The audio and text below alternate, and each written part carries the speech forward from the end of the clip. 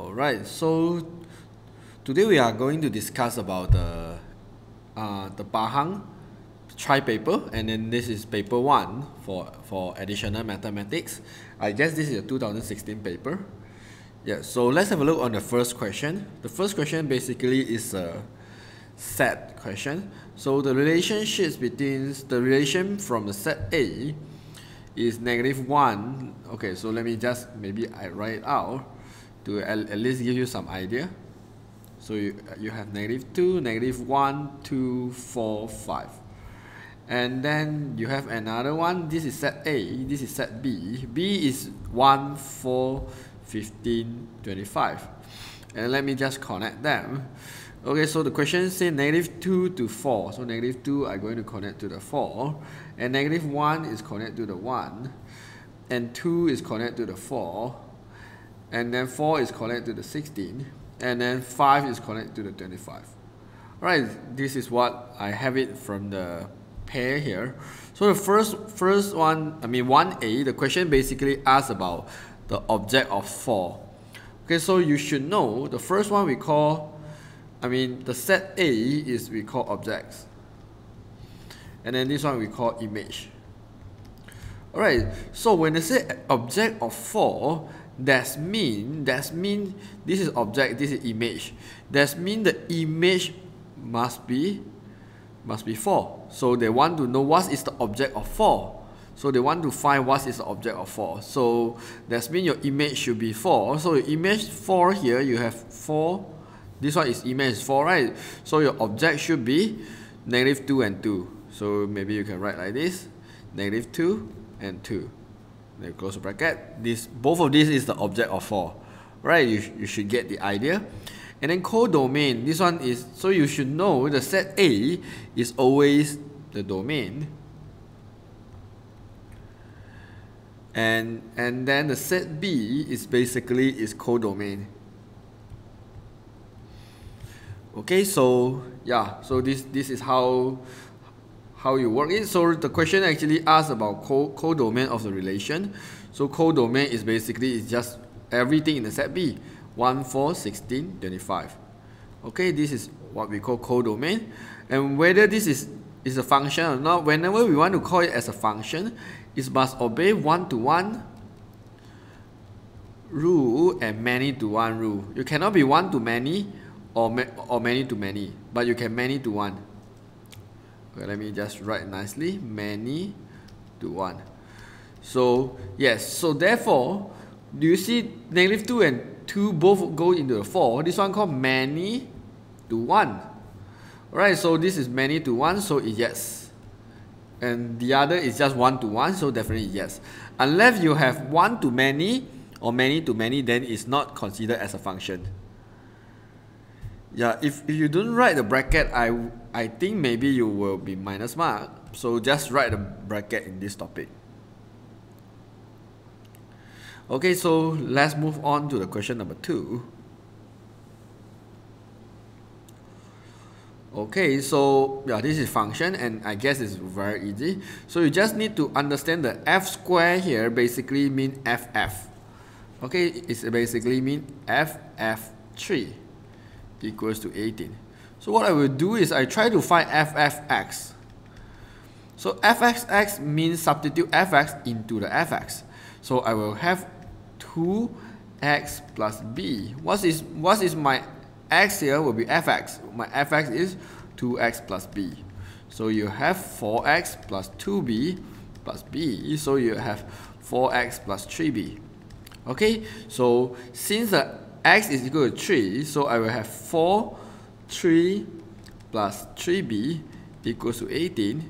So 3b equals to 12 minus 12, you will get 6. So b equals to 2. Right, it's very simple, and you just get 2 marks from it. Okay, so let's move on to the question number 3. It's given that the function hx equals to 2 plus 5x, kx equals to that one. Alright, so yeah, in order to solve this one, maybe the first one, I h -1, inverse h7, I let this one equals to y. Then you can actually see when I move my h inverse to the other side, it becomes hy. So that means hy will equals to 7.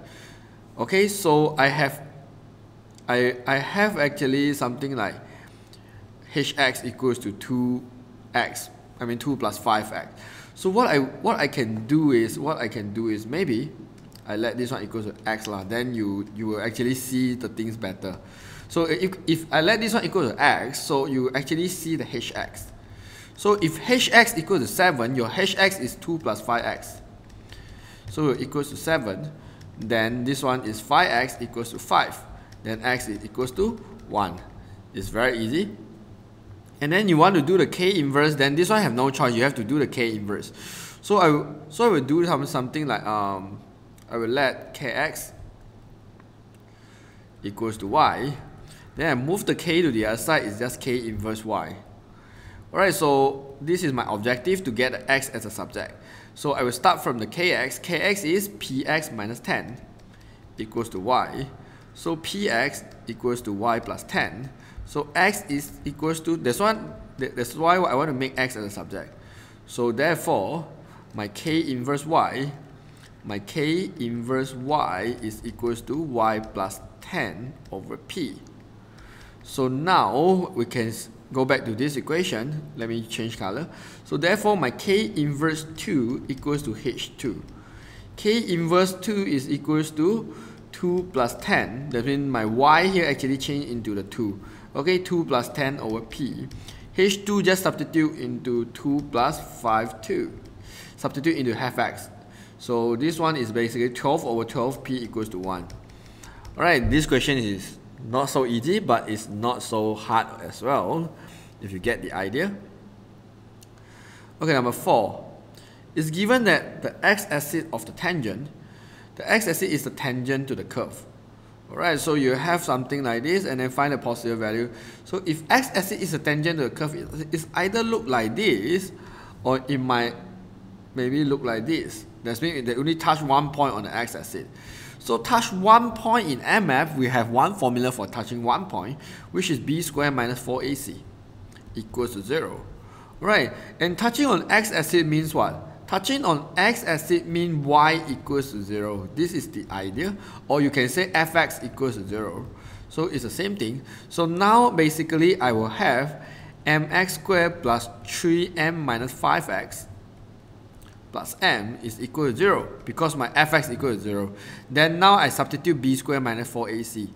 b is 3m minus 5 squared minus 4, a is m, c is m. Equal to 0. I just need to solve this one, then I can easily get my values of m. This is 9m squared minus 30m plus 25 minus 4m squared equals to 0. Then I'm 9m squared and 4m squared, I have 5m squared minus 30m plus 25 equals 0. Then I just factorize this thing quickly. So this one should be 5m and m. This one should be 5 and minus for both. Yup, it's correct. So m equals to 1 or m equals to 5. Alright, this is how we do. Even though I guess the question trying to confuse you by add another so-called minimum point. So minimum point means this graph it doesn't exist. It must be like this. So a lot of students see minimum point and then they're trying to do some dy dx over here equals to 0. But then it's quite tough for you to do the dy dx if you don't have any coordinates which will give you the x value. Okay, so therefore this is 1 and 5. You just need to understand whenever tangent is a very important keyword here, trying to tell you b squared minus 4ac equals to 0. Okay? Okay, so let's go to the question number 5. Okay, the diagram 5 will show the graph functions for this one. So you should know basically this equation is very familiar. You should feel very familiar about this equation because it's completing the square. Okay, since this is completing the square, so if completing the square, this equation actually tells us what? Completing the square can always tell us the minimum coordinate and minimum and maximum coordinates. Right, so I know I can actually get my x value inside the bracket here. So I mean inside this bracket should be able to tell me what is my minimum x value. So in order to find that, you always let always do something like this, like x minus 3 equals 0 and x equals to 3. Or some reference book actually just ask you to remember, if you see negative 3, they just opposite symbol become positive 3. If you see positive 3, just inverse become negative 3. It's sort of the idea. And then you should know this one at the same time is also an acid symmetry. Yeah, this is a lot of information for completing a square. So therefore, I know my point here is x equals to 3. My minimum should passing through 3, and the y is given me is 5. So what is the y value in your completing a square equation is at the back here, which is the equation do not have x. Okay, this is, so over here they call it constant, or there's sometimes it also means without x. Alright, also mean without x. So therefore, I know my 2k minus 6 is equals to 5. So 2k equals to 11, k equals to 11 over 2. Alright, the question asks you to state the acid symmetry. We already did, which is x equals to 3. And then find the minimum value. Given the minimum value of function is 5, so it asks you to find the k. We just did, k equals to 11 over 2. Okay, so I guess just like this. So I hope you can understand. Actually, there's a lot of questions in my YouTube channel there. I guess, yeah, I trying to be not so fast, but then there's 25 questions I will need to finish in 2 hours. It's quite challenging for me as well because I need to explain it at the same time. Yeah, so, yep, so let me just move on to the number 6. It's given that the right cylinder have the height of 6 centimeters. So definitely over here you should know how your cylinder look like. This is cylinder. Alright, and then the question tell you the height basically is 6 centimeters is the height. And then obviously in this case the radius is r, which is not given. Alright, so and then find the range values of r for the total surface area of the cylinder. Total surface area must exceed 224 pi. Right, so just in case you do not know about area for cylinder, it's just like 2 pi r square plus 2 pi r h. Okay, so if you want to know like why I get 2 pi r square, because one of the circle here is pi r square. The other circle at the bottom is another pi r square. So if pi r square plus pi r square, I get 2 pi r square. And then how I get 2 pi r h is because if the middle part you open up, actually is a rectangle. But then for the rectangle, the length here is actually a circumference, which is 2 pi r. You're trying to rotate the length here, actually you will get the circumference here. You get the circumference here, which is 2 pi r. And then we multiply the height, right? In order to get the area. So you will get 2 pi r h. So this is how the area formula for cylinder come out. Anyways, let me come back to this one. So they say total surface area equals to 224 pi. Alright, so I will just substitute 2 pi r square plus 2 pi r h. I have the h here, which is 6, bigger than 224 pi. Alright, so I will just multiply the 6 with 2 and then I get 12. Okay, maybe I make this one simple. No need to do so many steps. I divided 2 pi for every single one. Why I want to divide 2 pi? Because I just want to simplify the equation, make it look easier. 2 pi and 2 pi I simplify, I left r square. Alright, 2 pi and 2 pi I simplify, I left 6r. Okay, bigger this one, pi and pi I simplified, 2 I simplify here, I get 112. So I just move to the other side lah. Minus 112 is bigger than 0. And then I'm trying to factorize this one. So this one should be r. 112 should be something to do with 14 and 8. Let me see, 14 multiply 8. 8, 14, 32. Yeah, 112. Okay, so I will use 14 and 8. So in order to get positive, I will get positive, negative. So therefore, because this is inequality, so I will write the 8 here and negative 14 here. And you will get it's bigger, means it's two direction. So therefore I know r should be bigger than 8 or r should less than -14. But since the r is a radius, so I will reject this answer. Because r cannot be negative, so I will reject it. So I only have this answer. So r is bigger than 8 is my final answer. Alright, you must get the idea how to do this one. It's not too hard, but then you need to have some knowledge about range. Okay, so let's go to the question 7. I guess this is indices. So okay, I have something like this. So I will simplify because 32, I know 32 basically is 2 power of 5. And I know 8 basically is 2 power of 3. So I can change everything in 2 power of something. Then it's very good news for me because it will be very easy. So this is 2 power of 3 bracket -x equals to 2 power of 5 over 2 power of x. And then you can cross over multiply, or if you understand divide actually mean minus in the powers, then it should be very easy for you. X minus 3 divide itself mean negative. Right, so over here you should have -24. Yeah, you should have, this is not 8. What am I writing? This one should be x. This one should be -3x. So minus -3x. So it's equals to 2 power of 5 minus x. Alright, then since both sides have 2 already, you can cancel out the 2 and then just compare their power. This one is plus 3x, 4x, so you get 4x minus 3 equals to 5 minus x. So 5x is equals to 8, x equals to 8 over 5. Alright, this is just do like this. It should be very easy. Okay, so let me just move on. Okay, some students might feel a little bit laggy. I hope your internet connection should be okay. Yeah, this one actually is quite tough for 3 marks because I just did it just now. I mean, there's so many things and it only gives you 3 marks. So I'm trying to like make this one look easier a bit. So, okay, so 2. So you want to solve this the whole equation and then in terms of log 10x and log 10b. B is a constant. X obviously is a variable. So what I'm trying to do is I'm trying to separate them. This is log 10 3 plus log 10 square root x.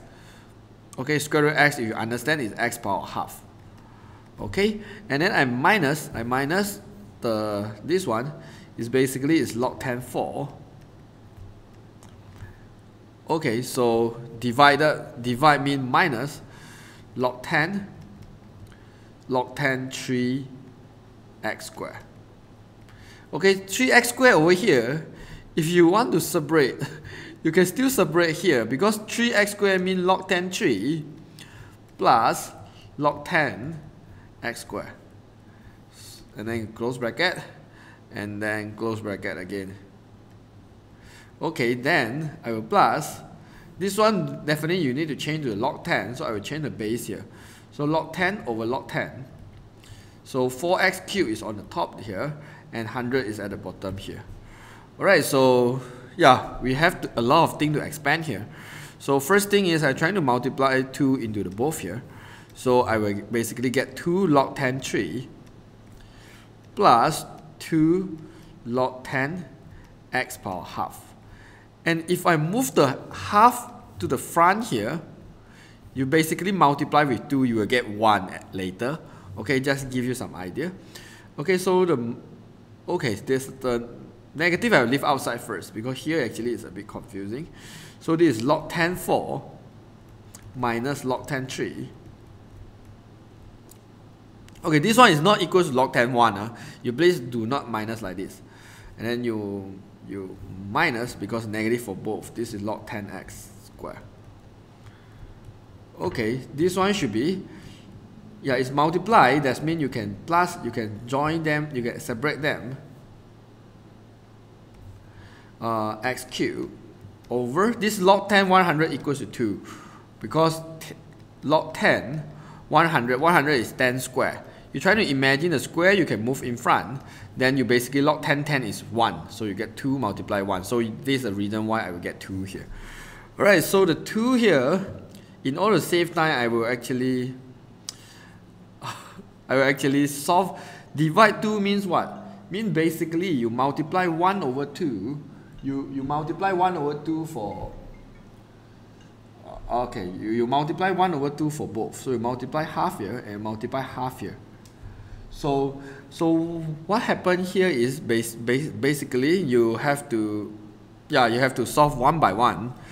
Okay, so now that's why I say so many things to do for 3 marks. The people who count this question is a bit crazy. So what I will do is whatever have x, I will join them together. Okay, so whatever have x, I will join them together. So I will use the blue color. This one have x. Do you see the x inside there? Okay, so the negative I will multiply into every single one. So therefore, you see the negative I will multiply into every single one. So therefore, this one is become negative, this one become positive, positive. Okay, so here have log 10x also. And then this one over here, I have log 10x also. So whatever have the log 10x, I will join together, and then a number I will solve after that. So therefore, this one you should understand they can simplify and become 1 already. There's nothing special. So this is log 10x plus this one is log 10x squared. Okay, over here, this is plus, this is 1 over 2. Of course, the 1 over 2 I can move to the top, become power. This is log 10x. The 1 over 2 move up, it just becomes 3 over 2. Okay, this is all the blue color thing I do. And then now I will join together with the constant, which is the term without the x. Alright, this is all the term without the x here. Yeah, I hope you can see that. It's not too messy. So therefore, this one is plus, this is log 10, 3 power of 2, minus log 10, 4, plus log 10, 3, plus the half I move to the top is log 10, 4 power of half. Alright, then we're almost done. The last step I will do is I factorize out the log 10. Okay, if I factorize out, it become x multiply x squared, and then I multiply x power of 3 over 2. Okay, if you understand multiply, mean power is plus, right? This is power 1 plus 2 plus 3 over 2. Okay, and then this one I factorize out the log 10 as well. For the green color one, we'll factorize out the log 10 here. So therefore, you can see something like 3 power of 2 is 9. If you factorize, minus mean divide. Divide I will leave at the bottom, which is 4. Plus mean on the top, so I multiply 3. And then this one is 4 power of half, basically is 2. Okay, then I should be able to get the final answers very soon here.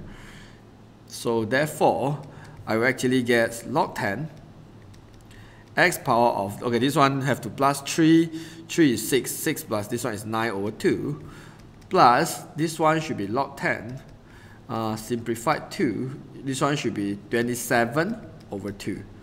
Alright, but then the question basically they want something like a log 10x. So that means I do not want to have power. My 9 over 2 I will move to the front, become 9 over 2. This is your final answer. Okay, so yeah, so therefore I would think this one is doing 3 marks is a bit crazy. Yeah, but then if you, of course you can do very fast, but if you can factorize out the log 10 at the same time. But then if I do like that, I just worry you can't understand. Yeah, so I will just do slowly. Yeah, actually you can do quite fast one if you can understand. So first thing is you move out to become the whole thing power of 2. Okay, then there's no more 2 here. And then the log 100 here, you just change into log 10 over 2. And then over 2, if you understand this, this one means the whole thing multiply 1 over 2. So 1 over 2 you can move up, become power. Then everything in the log 10 already, then you just factorize out the log 10. After you factorize out the log 10, you can basically just separate the number with x. Yeah, you can do that. So yeah, you please try to do. If you still couldn't get the answer, maybe I can tell you. And this one I already checked the answer, and which is correct. Okay, so yeah, this is a log question. Yeah, maybe I can try to show you the faster way. Okay, so I just reply a message, just yeah, because I have a call just now. So I just give me 5 seconds, I reply a message.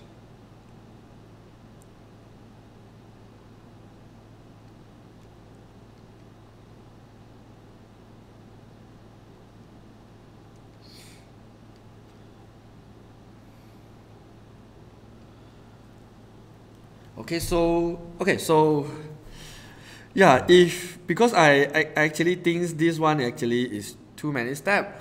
Yeah, you can remember the answer, and then I trying to use some faster way to actually solve this one. I'm not 100% sure I can actually do it faster, but I just want to show you there is a faster way, but then you must be very good in log, then you should be able to do that. Okay, let me just do this one very fast, because yeah, I have to show the simplest way first, then only I can show you the faster way. Okay, if I do this one myself, so what I will do is, this is log 10, and then the 2 I move to the top, it just become whole thing power of 2. And then minus, this is log 10, I will just leave it like this because it look very nice. And then I will plus, this one just now I changed the base already, this one basically equal to log 10 4x squared, 4x cubed, over log 10 100. Log 10 100, just now I show you, this is 2. Okay, so if you understand this is 2, now 2, you should understand is same meaning with multiply with 2. Multiply with half. Multiply with half is same idea with the whole thing divide 2. Then the half, actually I can move up, become the power. So if I move up, become the power, what will happen here is it will become the whole thing power of half. Okay, then what I will do is I will factorize out the log 10, and then whatever minus mean at the bottom, plus mean at the top. So square, I can square for both. So if I square 3, I get 9. I square root, I will get x. Right, then this one is 4 over 3x squared, I write at the bottom. And then the whole thing here is basically multiply. So square root 4, power half means square root, right? So square root 4, you get 2. And then this one, x is power 3 over 2. Okay, so if you can understand until this step, then I will do log 10. Okay, 2 multiplied with 9 is 18. Okay, so this is x power of 1. So power of 1, and then this is power of 1, and then this is power of 3 over 2. So it will be 5 over 2. Okay, over 4 over 3x squared. And then the next thing is I just solve the fraction at the bottom. So this one is mean, divide change into multiply means the bottom one will multiply the top one. So therefore, I will have something like, okay, 3 multiplied 18 is 54. And then x plus another 2 will be 9 over 2 over 4. Okay, so if you understand this one, basically I can simplify it, become 2 and 27. So this one I can say is log 10, 27 over 2 multiply with x 9 over 2. Then I got the final answer, which is log 10, 27 over 2 plus log 10 x 9 over 2. The 9 over 2 I will move in front, and then this is exactly the answer I will get. So if you can do log very fast, yeah, this method might be quite simple for you, but you must understand about indices, and then you must make sure you actually do the log carefully. Don't make the mistake over here. So yeah, you will get the same answer as well. Okay, so yeah, just do not waste too much time on the log question. I will move on to the question 9. Okay. Okay. This one, how to pronounce this name? Firdaus. Okay, so I just call it F and A lah. Yeah, this is Ishar. Alright, so okay, let me just, because I'm just not so good in pronunciation. So okay, F and A decide to save some money each month, starting on January. So F actually save 80 cents for each month. So A actually save in such a way that she have 1 cent at the end of the January, and total is a very important keyword here. Okay, so a total of 2 cents is end of February, and total of 4 cents is end of March, and so on. So the total amount she have saved at the end of the month is twice of total amount from the previous month. So for the A, you should have a progression which is 1, 2, 4, and then maybe continue will be A continuous. And then something very confusing is because of the word total here, I know this one is not the second term. This one is basically the first term plus the second term. So this one actually is S2. This one basically is S3 because it's total. They sum up together. This is a total saving is half. So this one basically is S3. I mean S4. Because the first time when I do it, I thought this one is actually the fourth term. I just assume it's basically a T4, something like this. But then it's total, means this one is the fourth month, he already saved about 8 cents. So this is the idea of total, alright? So, okay, so find how much in the cent this A saved during the June. So, yeah, so what I will do is, so I will just do T6 because T6, okay, T6 means I want to find the sixth term now. I want to find the sixth term because I cannot use S6 because you were very confused with the S formula. Because T6 means the sixth term over here is the total saving from the first month to the last month. Okay, so over here I will just do the, okay, my A is basically 1 and my R is basically 2. So AR n minus 1, so it will be AR and then n minus 1, which is 6 minus 1. Oh, 6 minus 1 is 5, sorry. So therefore you will actually get 2 power of 5, which is 32 cents. Yeah, that's mean on the June itself, yeah, the A actually is already saved 32 cents. So now the second part, who will save more at the end of the year? So that means end of the year, if I find for A, so I will just do T12. Because T12 means the saving, T12 actually means sum from the first month until the 12th month. Because the total actually means, yeah, the total saving. So I will do T12. T12 basically is A and then R, AR n minus 1, right? Yeah, it's AR n minus 1. This is just the formula. Right, so it's a bit messy. I write so close.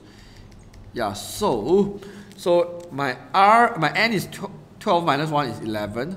So A's total 12 month saving should be 2048, isn't it? Okay, let me just use calculator to double confirm this one. 2 power of 11, 2 power of 11. Yeah, 2048. So therefore, this one is the total saving for A. Okay, then I want to know the total saving for F. Okay, F actually saved 80 cents for each month. So it saved 80 cents for each month. So 12 months, I just multiply 12.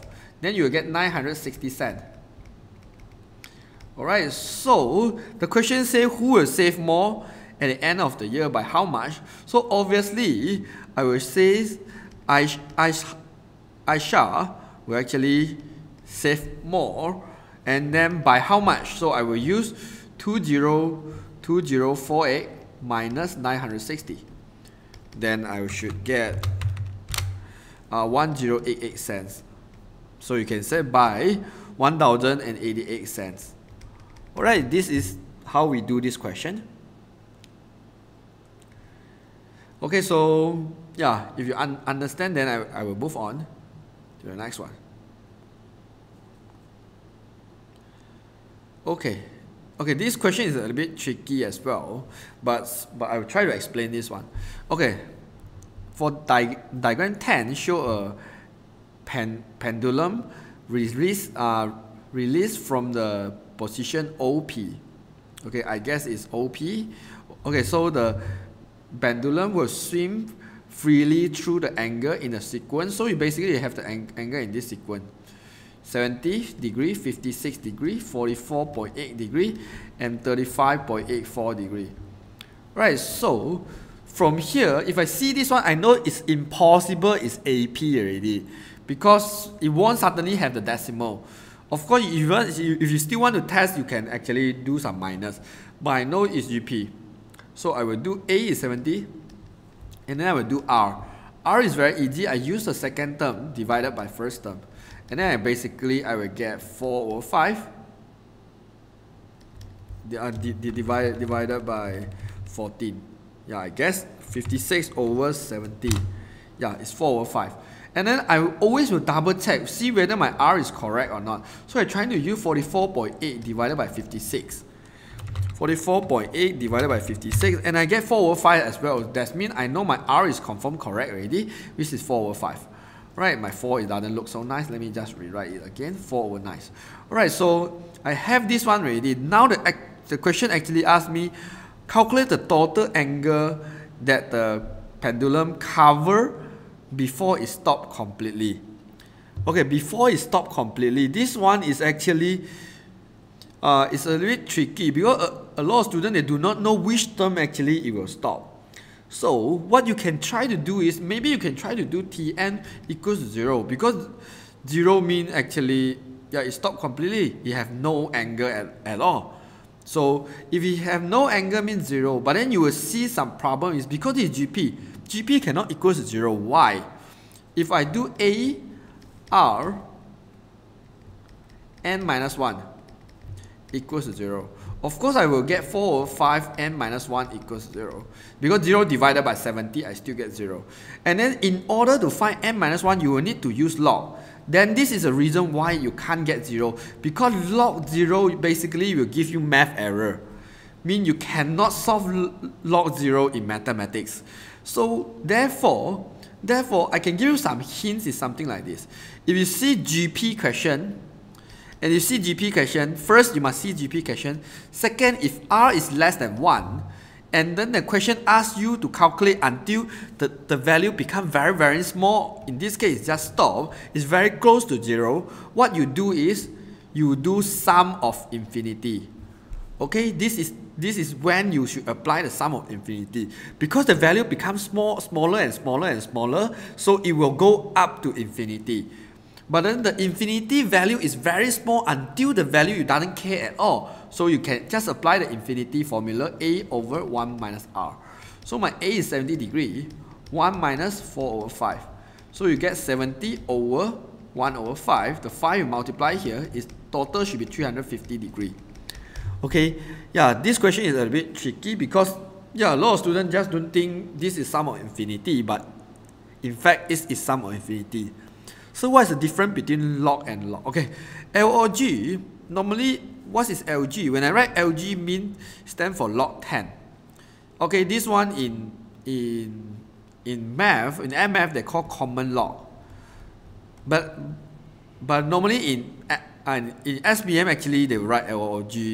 They will write LOG 10. But if I write LOG, it also stands for log 10. But then LOG you can use for other terms. You can use LOG 7. This one means log base 7. Okay, but I cannot write LG 7. LG already stands for log 10 already. It's sort of the short form. Alright, since you asked me, so I just trying to explain to you. But it's nothing to do with this question. Okay, so yeah, that's all for this question. So I'm going to move on.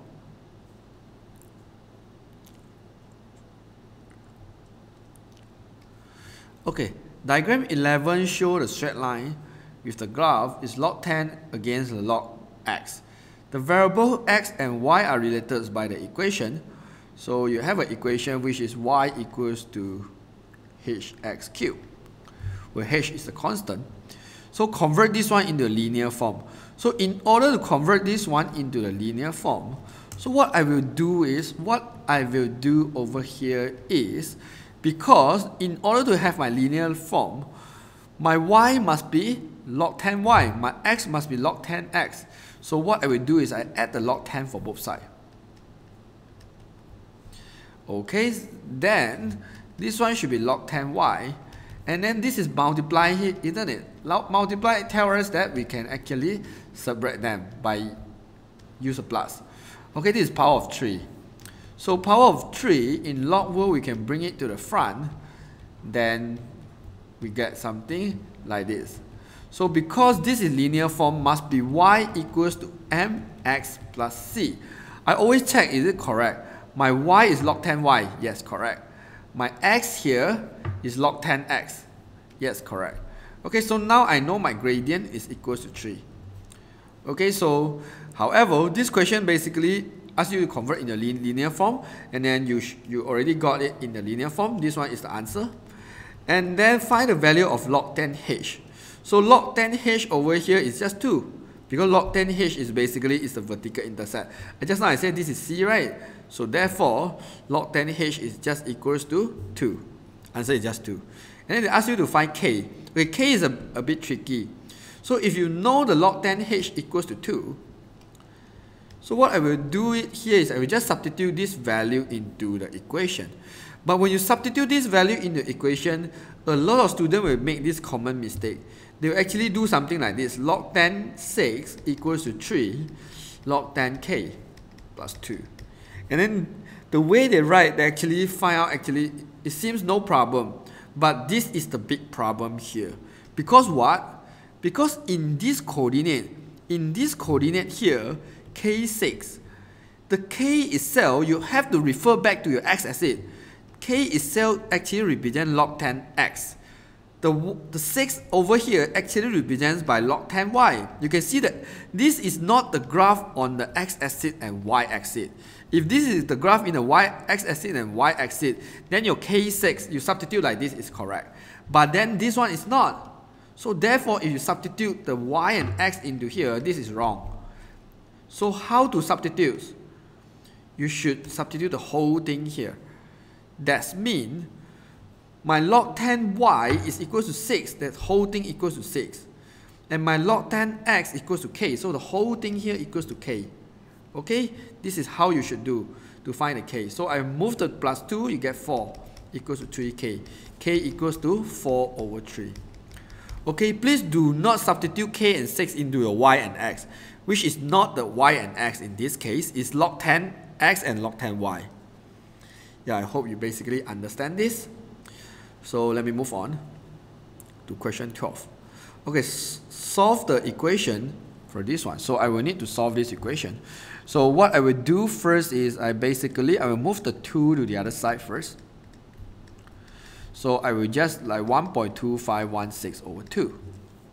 1.2516 divided by 2. So I will actually get, 1.2516 divided by 2. So basically I will get 0. After divide, I will get 0.6258. Then what I will do is I will move my sign to the other side. So I get 2x minus 10. It's just shift sign, that value. I hope it gives you very nice angle lah. So I will shift sign. Make sure you calculate it in degree. So yeah, it's not really nice angle, but it doesn't matter. This is 38.74 degree. Okay. Then this one is a tricky part. Because what? Whenever you see 2x, actually represent later, when you solve, you will have more than 4 answers. And I mean, yeah, it might be more than 2 answers like in this case. So 2x over here, I always tell my student mean rotate 2 rounds. And then my student will always ask me, what's the meaning for rotate 2 rounds here? So basically means here like this. If this is sine, sine will get positive. Add sugar to coffee. Sine will get positive in the first and second quadrant. Okay, this one is the first round is from 0 to 90, 90 to 180, 180 to 270, and then go back to 360. Okay, this is how you rotate your first round. This is 180. And then you need to rotate again the second round. So here will be 360. And then this one will be plus 90. Plus 90 is 450. This is 540. And then this one will be 630. And then go back to the 720. Okay, this is second round. So for the second round, I will choose these 2 positions as well. So this is how I do. 2x minus 10. So this first one is 38.74. Is correct. In the second quadrant is 180 minus angle. So I will use 180 minus 38.74. So I will get 141.26. And then I rotate second round again. So if I rotate second round, the first quadrant is called 360 plus angle. This one is called 540 minus angle. Okay, so how do I remember this? You just remember, if this is angle, right, in the second round, everything plus 360. Here you plus 360 as well. So therefore, this is how you get 540 and 360 plus angle. So I will use 360 plus 38.74. So I will actually get 398.74. And then I will use 540 minus 38.74. And then I get 501.26. Alright, why do I get the angle beyond 360? Because at the end, I want to find x. When I want to find x, I need to divide 2 for all my angle here.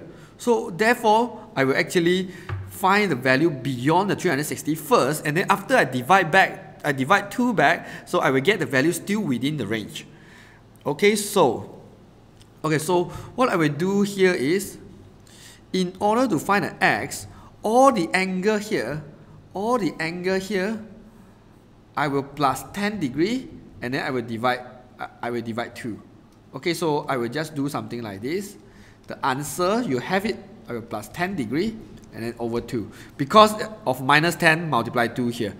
So I move to the other side, it's plus 10 over 2, right? So I will do something like 38.74 plus 10, and then divided by 2. So the first angle I get is 24.37. And I do the same for the rest. Plus 10 divided by 2. So I will get 75.63. And then 398.74 plus 10 divided by 2. So I will get 204.37. And then this one is 501.26 plus 10. And then divided by 2. I get 255.63. And then you find out all my answer over here is within the range. It's between 0 to 360, isn't it? So therefore, I will have 4 answers for this question. Okay, so yeah. So that's all for this question. Yeah, if you're not familiar with rotating 2 rounds, whenever you see 2x or 3x in your angle over there, you always need to rotate 2 rounds or 3 rounds. If 3 rounds, you mean you plus another 360 for all the angle here. If the third round, it becomes 720 plus angle, and then this one is just plus 360 lah. Then you will get 900 minus angle. This is the third round. But so far in SPM, I guess second round is a maximum already. They won't go until the third round or fourth round. Okay, so yeah, let me just move on. Yeah, today is a little bit slow because yeah, question 13 right now. Okay, this one is a little bit unusual, and then yeah, but then I will still teach you. Acute angle, whenever you see acute angle, this one means first quadrant, the angle in the first quadrant. Because acute angle means the angle between the 0 to 90. So what I will do first is I will actually draw the triangle in the first quadrant. This is my angle. And then this one is 90 degree, definitely. And then cos is 1 over 2. Cos is what? Adjacent over hypotenuse. 1 over 2. And then this one, just use Pythagoras, 2 square minus 1 square, this one should be square root 3. Alright, so, but then you will see something very weird here. You will see something like sine 90 minus angle. Yeah, a lot of students, when they see this one, they will assume this one is actually sine A plus B. Yeah, actually no need to assume, it is like this. But then you don't need to do until so difficult, because this one is sine A cos B plus cos A sine A, plus cos A sine B. So, because only 3 marks for 2A and B, so it should have some easier way to do. Okay, this is how we actually do the easier way. Because the whole triangle is 180. If here is 90 degree, I know this angle itself, this angle over here, is called 90 minus angle, isn't it? This angle itself is called 90 minus angle. You just imagine how to find this angle. It's 180 minus 90 minus this one, isn't it? So if 180 minus 90 degree minus delta, we get 90 minus angle. So therefore, you should understand the 90 minus angle means the other angle on your triangle. Alright, you must get the idea. If you got this idea, then everything will be very easy. Okay, so I will do the sine cos tangent for angle and 90 minus angle. So my sine angle, sine is OH, square root 3 over 2. My cos angle is AH, is 1 over 2. My tangent angle, which is OA, so it's square root 3. Then we'll do the same thing for sine 90 minus angle. If sine 90 minus angle, I will focus, now this is my angle on the top. My O actually is 1. Okay, so it's 1 over 2. So, and then I will do the same thing for cos 90 minus angle. Then you pay attention on 90 minus angle. AH, adjacent is square root 3. And then hypotenuse is 2. Okay, then I do the same thing for tangent 90 minus angle. Tangent is OA. O is 1. A is square root 3. It's 1 over square root 3. Okay, I got everything already. Then I just substitute in here. So the first one, this one, cos angle is 1 over 2. Sine 90 minus angle is 1 over 2. So the first one answer is just 1 over 4. Then same thing for this one. 2 tangent angle. Tangent angle which is square root 3. Plus tangent 90 minus angle is 1 over square root 3. Then this one I will need to simplify them lah. Mean I make both of them have the square root 3. This is over 1, right? So multiply square root 3, I should get 6 plus 1. Okay, so I get 7 over square root 3. Okay, if you don't get the idea, maybe I can slow down a little bit. So this is 2 square root 3 over 1, isn't it? If I multiply square root 3 and multiply square root 3, okay, so the bottom I get square root 3. Square root 3 times square root 3, you will get 3. 3 multiply 2, you will get 6. Okay, this is how I get the 6 here. Okay, so, yeah. So this is the answer for this part. So if you understand, it won't be too difficult. Okay, let me just move on. Okay, the question 14. Given that the area of the sector, so what is the difference? No. Okay, so, okay, I'm a bit lost. So the area of sector, so the question tells you this area basically is 36 centimeters square. POQ, and then arc length is 12. And then the question basically asks you to find radius. So, yeah, I guess it shouldn't be too hard. Okay, so first I will do the S equals to R theta.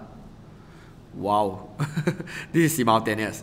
Okay, S equals to R theta is for arc length. My arc length is 12, my R is unknown, and my theta is unknown.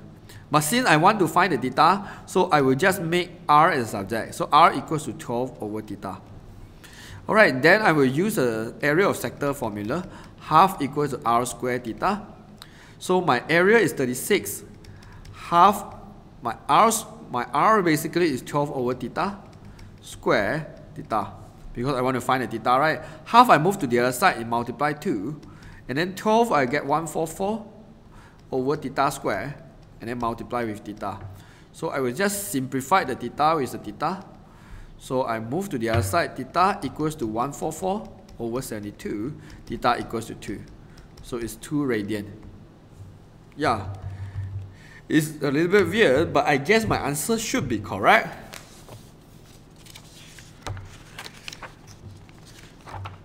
Yep, my answer is correct. Okay, so, yeah, because I thought 2 marks should be very easy, but then it's not as easy as I think. Okay, so, okay, let me move on to the question 15. Okay, diagram 15 show the position of 2 houses P and Q. So the coordinates of the house P and the house Q are, so we have the coordinate here, which is 1, 4. Oh, sorry, it's negative 1, 4.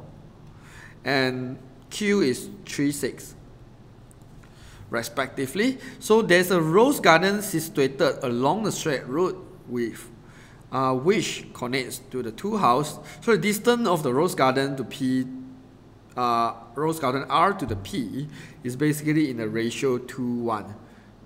Okay, so here is 2, here is 1. So this one, yeah, find the coordinate. Basically, this one is just the normal ratio formula. This one should be negative 1, 4. And then this one should be 3, 6. And then you should have a coordinate on the middle, which is unknown. I call it R, which is X and Y. And then you have a ratio here, which is 2 and 1. Oops, so I actually draw it wrongly. Never mind, draw again. So R should be here, XY. So the ratio here is 2, ratio here is 1. And then I just use a ratio formula, it's nothing very fancy here. So just remember, always multiply the further one. Always multiply the further one. Alright, so I will just say 2 multiply 3 plus 1 multiply -1 over total ratio 2 plus 1. This is X. Then I do the same thing for Y. So 2 multiply with 6. So 2 multiply with 6, and 1 will multiply with a Y here. So plus 1 multiply with 4 over 2 plus 1 should equals to XY, which is the coordinate R. Okay, so I just solve this one. And then, okay, this is 6. 6 minus 1 is 5, 5 over 3. And this one will be 12. 12 is 16. 16 over 3. 16 over 3. Okay, it cannot be. Yeah, this one should be a final answer. This one should be a coordinate R. Okay, so. Okay. Yeah, I guess that's all for this one.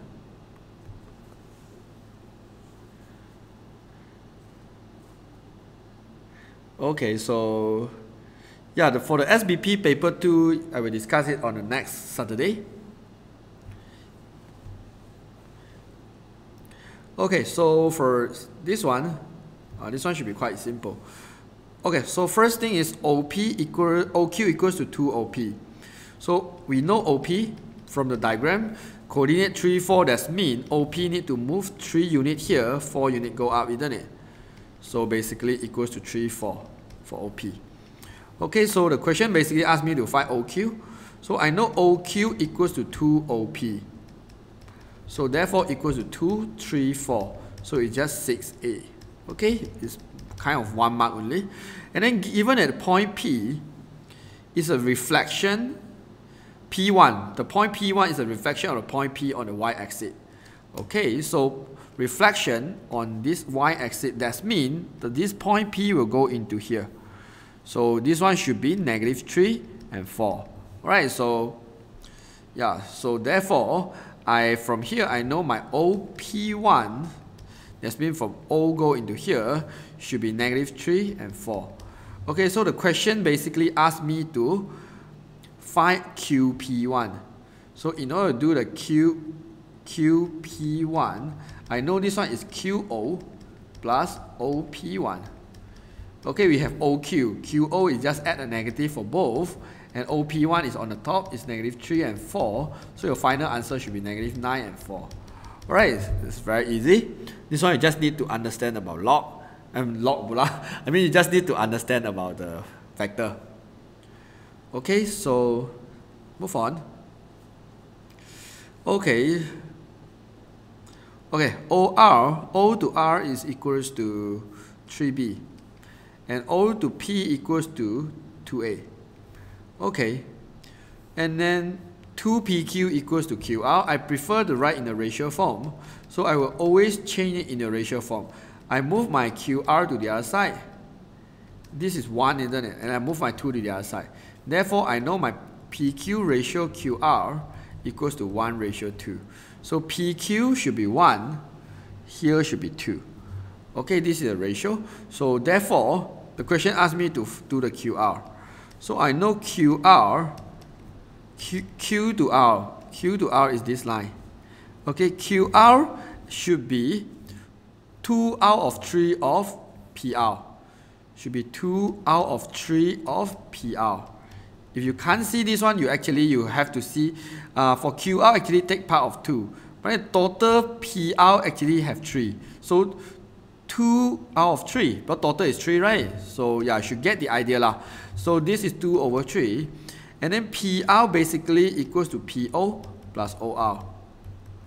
Okay, so PO plus OR, so PO is basically equals to -2A, OR equals to plus 3B. Then you just multiply, should be able to get the correct answer. So it should be -4 over 3A and then plus 2B. Okay, this is how we actually get QR.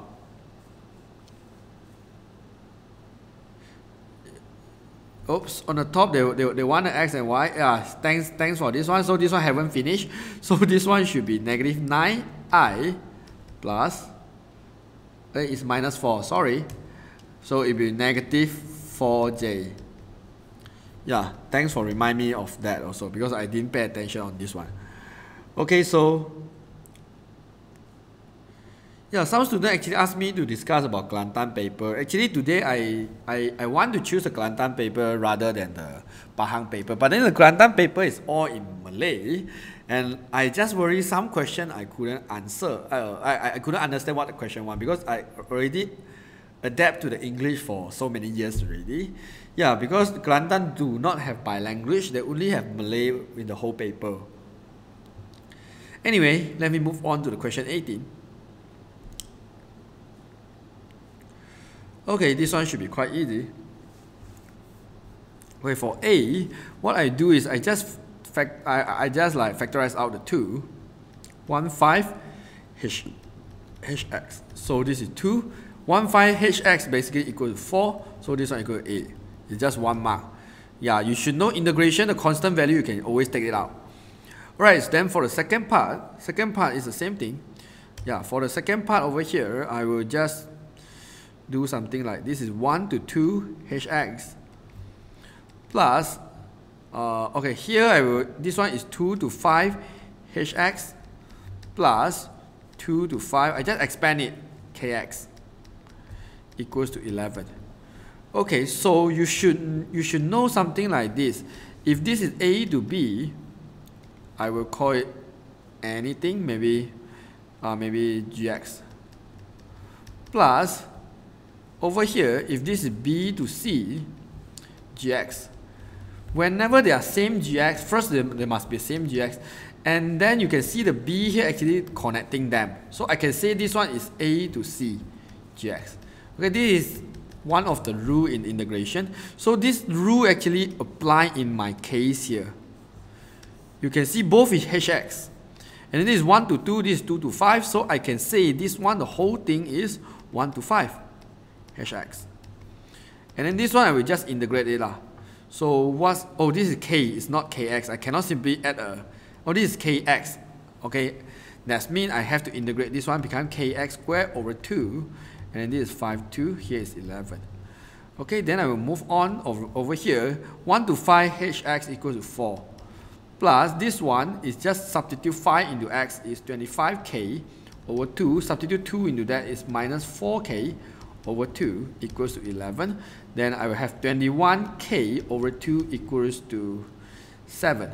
11 minus 4 is 7. K equals to 7 multiply 2 over 21.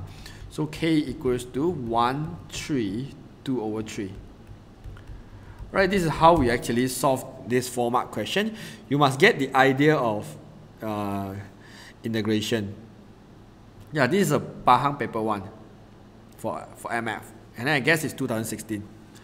Okay, question 19. Okay, y equals to 2x bracket blah blah blah blah, and then you want to do dy dx. For this one, whenever you can expand on it, just expand. Don't do product rule because it's going to waste so much time. So I multiply my x squared into both. I get x squared, 2x squared. I multiply 2x to the both. So I get 2x squared minus 12x. Then only I do the dy dx because it should be very easy, 4x minus 12. So they ask you to find the minimum value. Find the value of x when y is minimum. Minimum mean dy dx equals to 0. This is part A. This is part B. Dy dx equals to 0. So your 4x should equals to 12. Your x should equals to 3. Yeah. Then they ask you to find the minimum value of y. Just substitute x back into the y equation. 2x squared minus 12x. This is your y equation, and your x will be 3. Because 3 is the minimum x value. It's the minimum x value. So if you substitute it back into the y, you can actually get the minimum y value. Okay, this is the logic lah. Alright, so therefore y equals to 9 is 18 minus 36. So y equals to negative 18. I hope my working is correct, because this one should be quite easy. Okay, let's move on to the next one.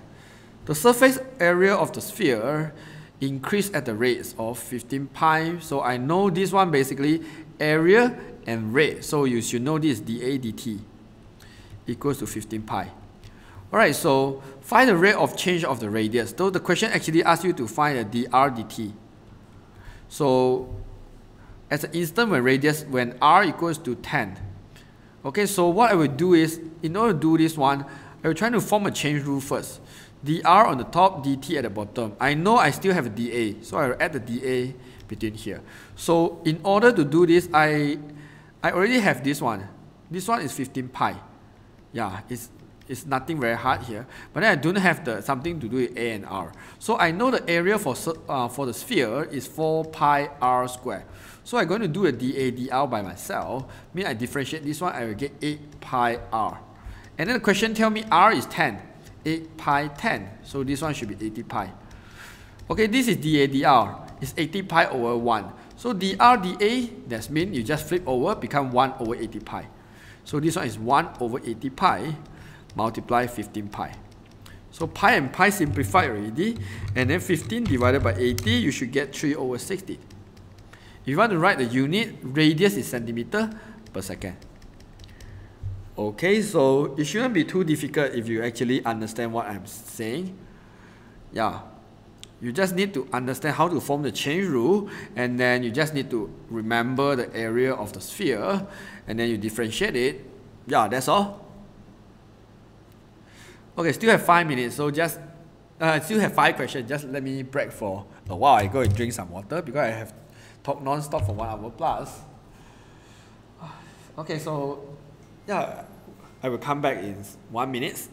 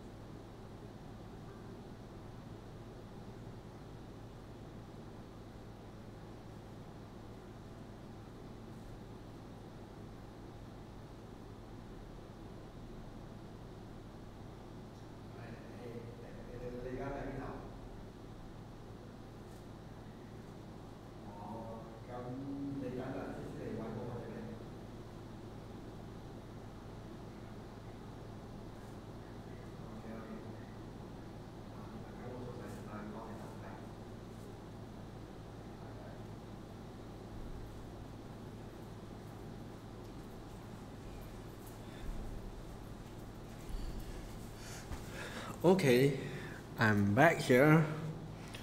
Is it necessary to remember all the formula for area and volume? Yeah, I guess as an MF student, you should at least you should know the area and volume for cone, for cylinder, for sphere. Yeah, this is something very basic.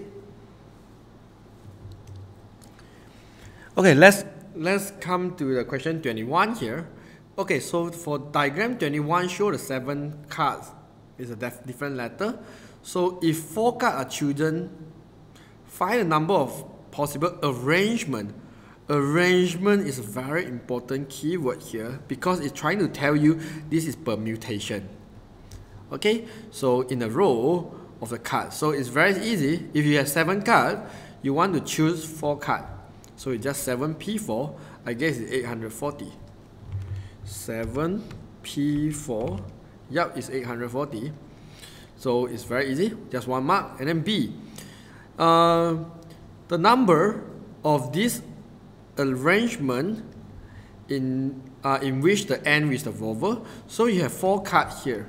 And then must be end with vowel. That's mean the last card over here, I must put the vowel card. Vowel you should know is A, E, I, O, U. Alright, A, E, I, O, and U. So vowel in this case, we have A, we have U, we have I, we have E. So we have A, U, I, and E. So over here, for the last place over here, you have 4 cards.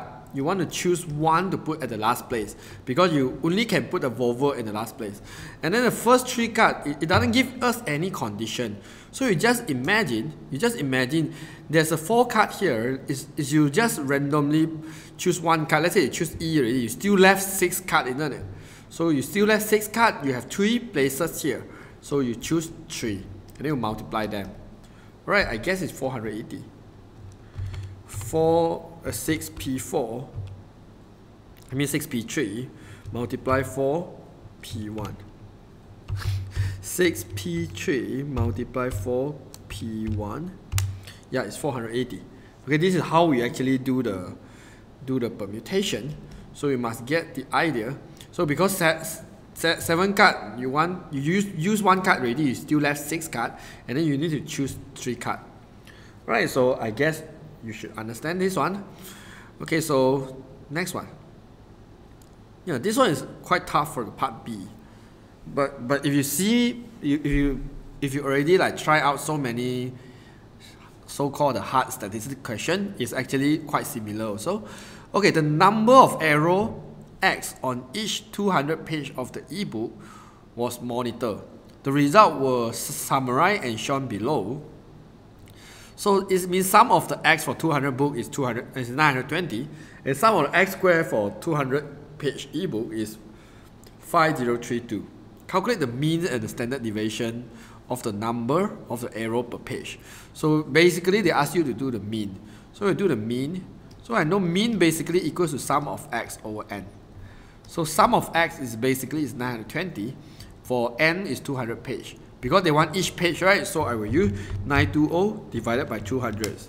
And then I get 4.6. This is my mean. And then they ask me about standard deviation.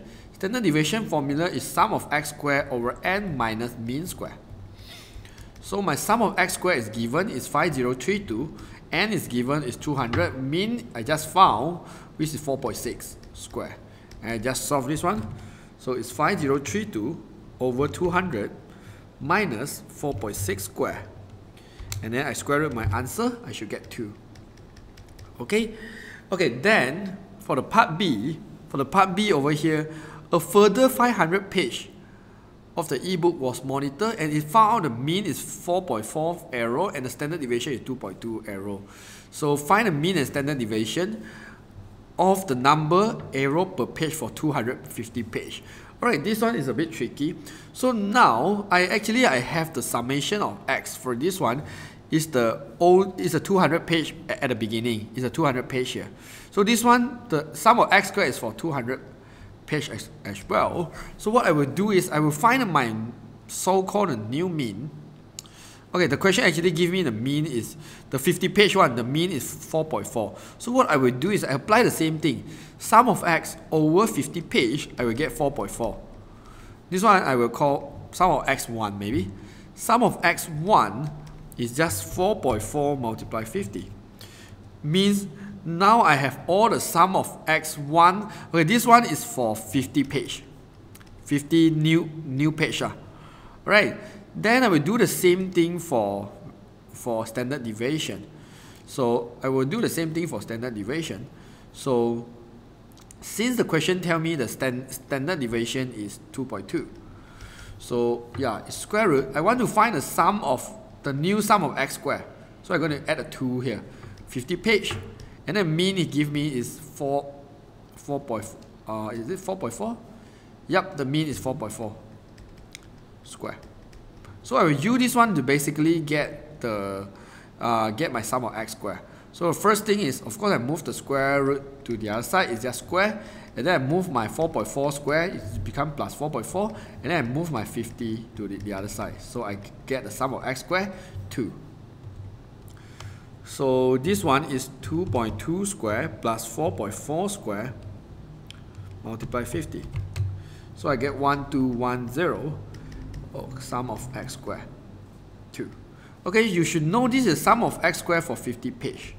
Okay, now the question actually asks us to find a mean and standard deviation for 250 page. So that means I will need to join them together. So if I want to join them together, what will happen is, okay, if I want to find a so-called new mean, I will just do sum of x, the old sum of x plus the new sum of x, which is 920 plus 220, divided by total page I have, which is 250. This is the reason why I want to find the for 50 page one. Okay, so you just do 920 plus 220 divided by 250. So yeah, I will actually get my new mean is 4.56. Alright, then I will do this. I will find my new standard deviation as well. So it's just square root of sum of x squared. So for 250 page, right, so I will have to use the old one, 5032, plus the new one, I mean 1210, divided by total 250 page. And then I have the mean for 250 page, which is 4.56 square. Alright, this is how I solve this kind of question. 5032 plus 1210 divide 250 minus 4.56 square, and then square root answer. Your answer should be 2.04. Okay, this is how actually we find a so-called new mean and new standard deviation. So yeah, and then of course you need to get the idea why suddenly they give you the mean and they give you a standard deviation, because they actually want you to know the mean, I mean the sum of x for the 50 page is how much, and then this one to help you to find the sum of x squared for 50 page is how much, is how many. Alright, so yeah, this is the idea.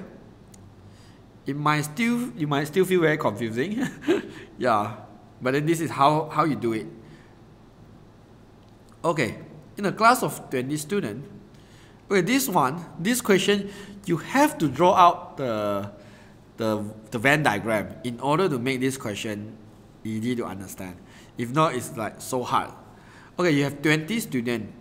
So 4 of the 9 boys, and 3 of the 11 girls are in the elastic team. Okay, so a person from a class is chosen to be in a long jump event on a sport day. Okay, so what I will do is, okay, I will draw out the 3 set. And then, yeah, maybe I draw out like this. Okay, this one will be the boy, this one will be girl. Okay, and then this one will be the elastic one, whoever joined here. So we have 9 boys here, we have 4 actually joined here, so here we left 5. So we have 11 girls, 3 actually joined here, and then we still left 8 here. Okay, so total is 20 students now. So find the probability that a person chosen is the female. Is the female, okay, maybe I don't want to use boy and girl, since they use female, I will use female and male. Alright, so, okay, find the probability that the person chosen is a female member of the elastic team. So you want the female, so maybe it's F. So basically you want the female, and then he also joined in the elastic team, which is this one, isn't it? So actually you're trying to find the probability for A intersect with F.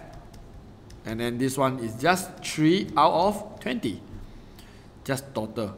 Alright, then the second part, you want to find you want to choose the person who is a female or a member is a female or a member of elastic team.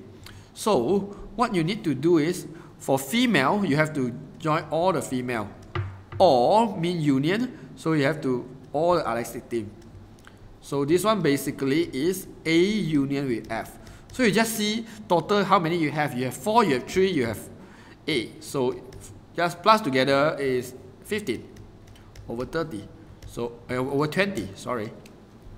So the final answer should be 3 over 4. Okay, this is how actually we solve this kind of question. Yeah, you must get the idea what is the meaning for OR. OR actually means intersect and actually or mean union. Alright, so OR actually mean union and actually mean intersect. And actually mean intersect. Alright, you must get this idea. Okay, so move on to the 24. The discrete random variable x have the binomial probability distribution with the n equals to 4, where n is the number of the try. Given that diagram 24 show the probability of the x. So therefore, you know all this value plus together must equals to 1, isn't it?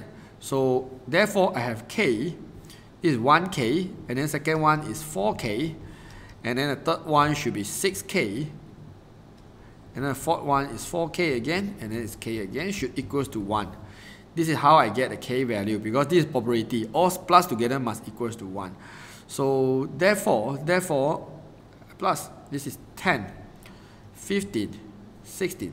16k equals to 1, k equals to 1 over 16. Okay, then they want the probability is bigger or equals to 3. So we have probability x equals to 3, plus the probability x equals to 4, because your maximum is 4 only. X equals to 3 is 4k. And then x equals to 4 is 1k. So total is 5k. And you know your k is 1 over 16. So therefore your final answer should be 5 over 16. Alright, so you just need to get the idea how to find k and all that. Okay, for the next one, which is the last one. We are quite fast because not yet 10 o'clock. Anyways, x is a continuous random variable representing the time taken in a minute for a group of students to resolve. So you have x, and then this is what, binomial or what? Okay, anyways, I know inside here one should be mean, this one should be mean, the other one should be variance. This one should be variance. N actually is not the binomial. N actually should be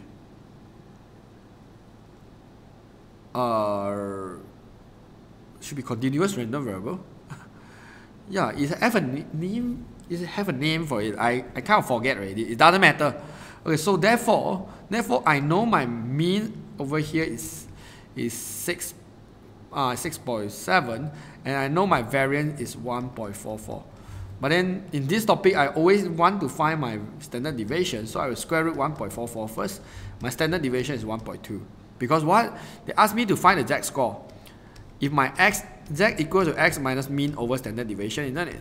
So my x is 8.2, my mean is basically 6.7, and my standard deviation is 1.2. Just like this. So you just need to understand that one. Divided by 1.2. So yeah, your final answer should be 1.25. Okay, then what we do next is the last part, the value of k. Okay, so the value of k when p. Okay, so this one I will always draw out the bell-shaped diagram. Okay, k less than means shade this direction is this one. So I guess the k should be somewhere here, because the area should look like 0.87. So here, this area over here is 0.8729. And then if you open up your z value table, there's no way you can get the probability bigger than 0.5. So 0.8 is no way to find. So in order to get the 0.87, so what I will do is, I will use the total, which is 1, to minus the green color part here. So the green color part here, actually what we call is probability z is bigger than k. Yeah, then we actually will get 0.8729. Okay, so I will solve this one by move the 0.8729 to the other side. This one move here, become positive. So probability for z is bigger than k should be 1 minus 0.8729. Yeah, you will get 0.1271. And then this is probability, right? So what you need to do is you just go to your Z value table to find what is that 1271. Okay, so I just find 1271 inside here. I mean 1271. Yes, I got it. Do you find out 1271 here? Okay, this one is called 1.1, and then at the top 1.14. Alright, so therefore I know my K equals to 1.14 because the question actually asked me to find the values of K. Okay, yep, I guess that's all for today. Is there anything you want to ask me before I end the virtual class today?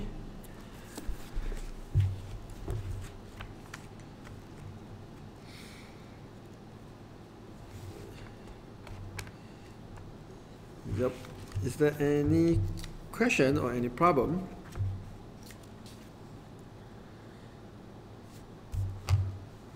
Okay. Yeah, I'm trying to find out the n things over there. Yeah, oh, n means normal continuous random variable. Yeah, because just now I actually forget about this one. This one called normal. Yeah, called normal continuous random variable. Continuous random variable. And then the whole thing for this one, they have a name for it. They call parameter. Yeah, because sometimes actually they're trying to use some scientific name to confuse you. Yeah, you just remember this one is for, yeah, it's for normal distribution. It's for normal distribution. This one is always mean, and this one is always the variance. So you should know over here this one is not standard deviation, and it's normal distribution. So yeah, thanks for that. I just got it. Question 24b, where do you get 4k plus k? Oh, where do I get from the table itself? Because for x equals to 3, then you focus on the 3 here. X equals to 3, that means you will get this probability. This probability should be 4k, isn't it? And then for x equals to 4, which is 1k, this is how I get the 4k and k. Yeah, I hope you do understand this. I actually got from the diagram itself. Yep, is there anything else you want to ask? If don't have, I guess, yeah, I will. Okay, so, and then just to do a quick summary for this parameter, you have another parameter in AddMath, which is the same topic. You will see a B. So this is N and P. This one, B actually stands for binomial distribution. So if this is B, so the value of this one is your sample space, which is how many number you have, and then this is the probability of success. Okay, this is different. Okay, so yeah, just do not confuse you. Whenever you see B or N, it's two different things. Okay, so can you teach normal distribution use calculator? I don't really know how to use calculator because normally I will use the Z value table. It's easier for me. Yeah, okay, if that's so, first thing I will stop the screen recording first.